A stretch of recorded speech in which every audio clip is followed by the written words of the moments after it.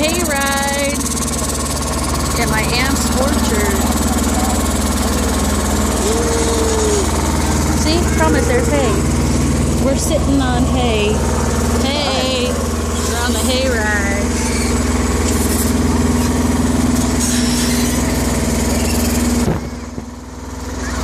That's the sort of where you crush your apples. Crush your own apples.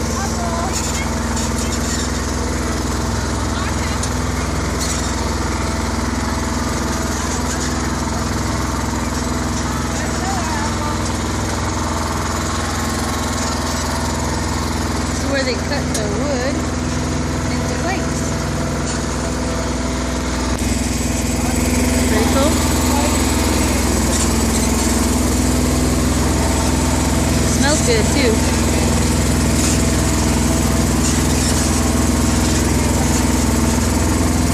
Your own planks of wood, huh? Yeah.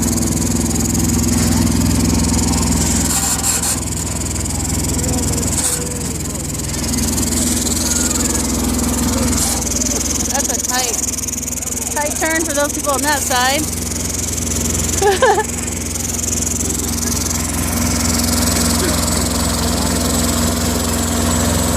How beautiful it is.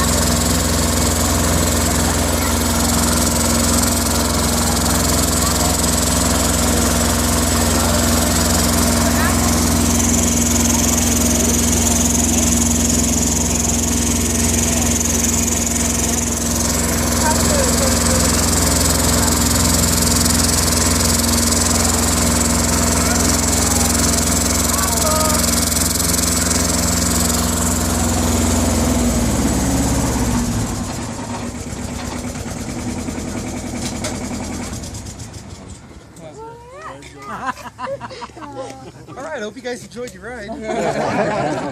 No, I'm just kidding. Hey, my name's Mike. I'm going to tell you guys a little bit about the farm. Awesome. Well, this whole area is once owned by a guy named Joe Wilshire. Anybody familiar with the LA area? Yes. Wilshire Boulevard, Wilshire District.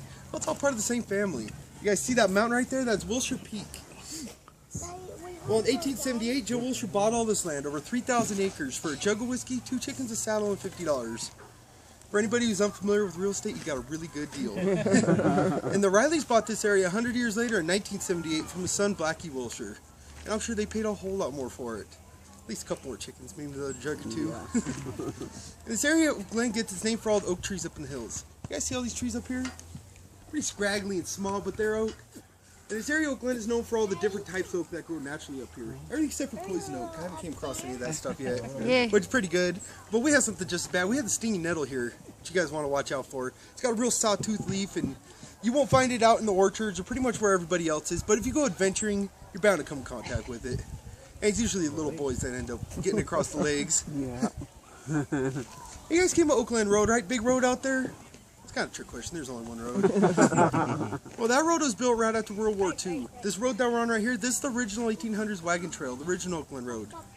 We still have a little stretch of it going through here. But you can see it's a parking lot down there, and it's not any better up ahead. When you don't maintain something here, nature takes it back pretty quick.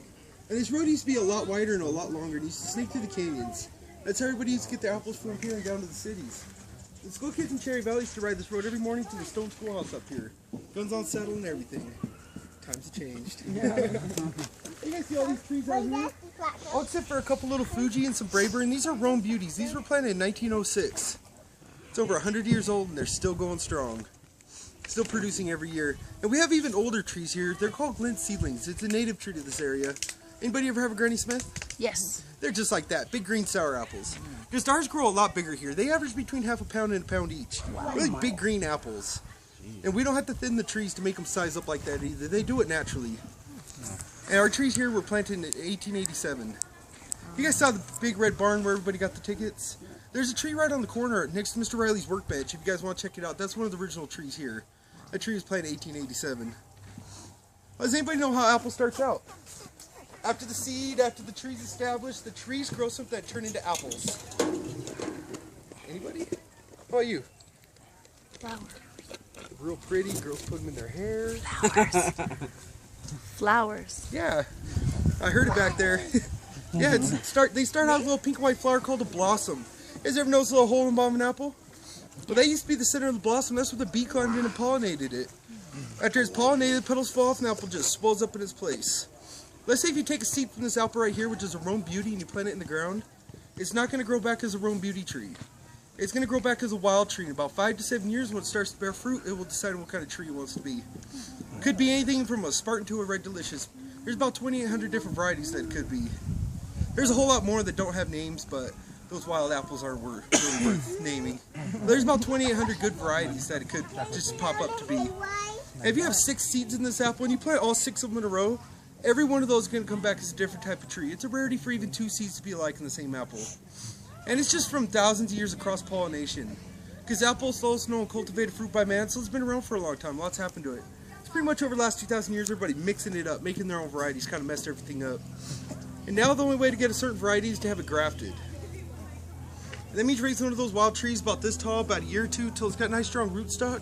Then you cut it to a little stump, and in that stump you place a piece of fruiting wood like this right here. If you used a piece from this tree, grow back as a Rome Beauty.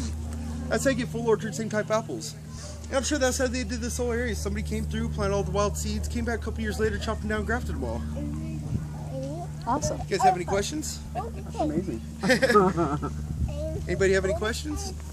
No, did I just wow you guys or what? Yes. Right on. Well, we have some chickens up here. When we get back down, you guys are more than welcome to go check them out. You just want to make sure the kids don't stick their fingers in the I cage. get a question. Yeah. How do the trees get watered? We have irrigation. See all the little emitters through here? Okay. Yeah, we just... How did they get watered? Probably furrow irrigation. We used to have a lot of creeks flowing through here, but the last couple of years they started drying up. And we had furrow irrigation out here for a while, but it was real hard to run the lawnmower through it. It's real bumpy. So we just kind of filled in the holes and just went on with using the emitters. You guys have any more questions? All right, well, we're going to head back. Yay. Yeah, In your face very